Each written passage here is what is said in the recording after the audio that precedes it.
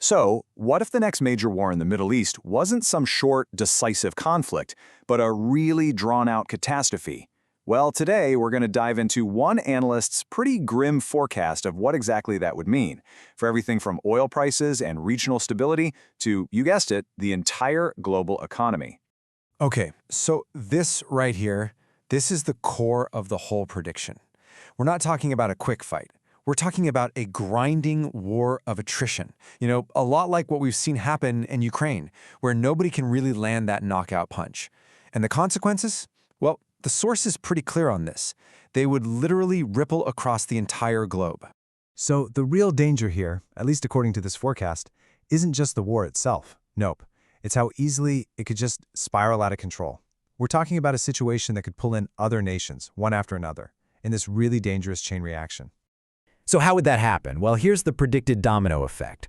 It all starts with economic warfare, right? Driving oil prices up to an insane $200 a barrel. That, in turn, forces the U.S. to send in ground troops. Suddenly, the Strait of Hormuz is a contested space, and that directly threatens neighbors like Saudi Arabia, which could then pull in their allies, like Pakistan.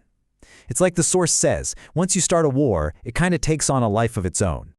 All right, so let's talk about the immediate fallout. What's the first thing we'd feel from a conflict like this? You guessed it, a series of pretty severe shocks to the global economy. Now that number, $200, it's not just pulled out of thin air. The source claims that hitting that exact price point is a key strategic goal for Iran in this whole scenario. But why? Well, think about it. Our entire global economy, I mean everything, runs on cheap energy. So if you can weaponize the price of oil, you're basically launching a direct assault on the whole system. And look, this isn't just some abstract theory. The source is actually saying we're already seeing the very first signs of this.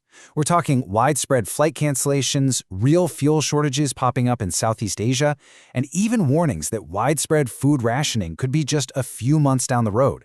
It's pretty sobering stuff. Okay, now let's shift gears and zero in on one of the biggest predictions in this whole analysis, the absolutely catastrophic impact on the Gulf Cooperation Council, the GCC nations. We're talking about places like the UAE, Saudi Arabia, and Qatar. So for the last, 40 years, the argument goes that the GCC's incredible growth has been built on, well, a mirage. It's this image of total safety, of hypermodernity, all projected onto what is, when you get down to it, a desert. And it's all been propped up by two things: oil money, the petrodollar, and the protection of the U.S. military. And that perception of stability, that's the bedrock of their entire plan to move their economies beyond just oil. And this is where you see the stark contrast, right?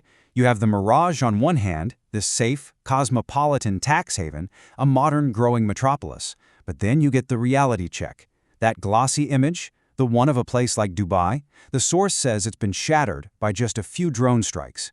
The conflict pulls back the curtain and exposes this incredible fragility. And that whole idea of the region becoming the next big financial capital, poof, it's evaporated. So this all leads to a really harsh verdict for the region. In the end, it doesn't even matter who wins on the battlefield. The GCC nations, according to this analysis, are the biggest losers, hands down. Why? Because the one thing they were selling to the rest of the world, that image of safety and stability, it's gone. And once that trust is shattered, you just can't glue it back together. Okay, so that's the economic picture for the GCC. But let's turn to the other major focus of this forecast, and that's the huge, immense risks for the United States if it decides to get directly involved with troops on the ground. And here's the big question, the one that hangs over everything. Could a supposedly limited military action spiral into another unwinnable quagmire?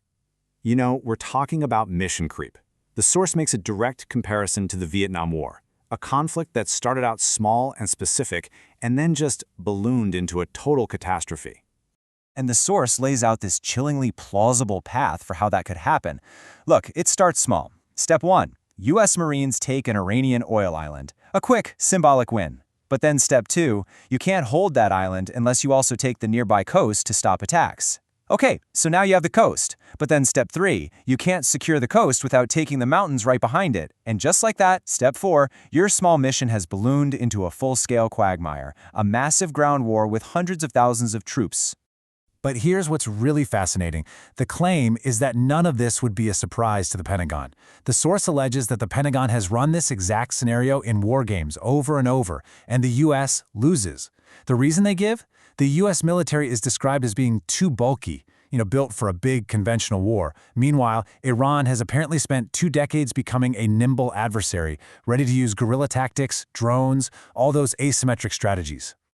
All right, for the last part, let's zoom all the way out, because this analysis predicts that a conflict like this could actually accelerate massive, long-term shifts in the entire global order.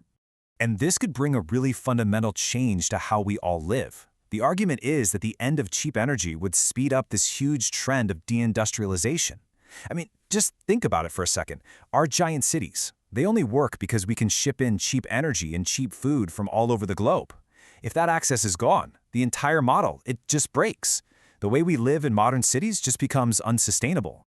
And so that leaves us with this final really provocative thought from this whole forecast.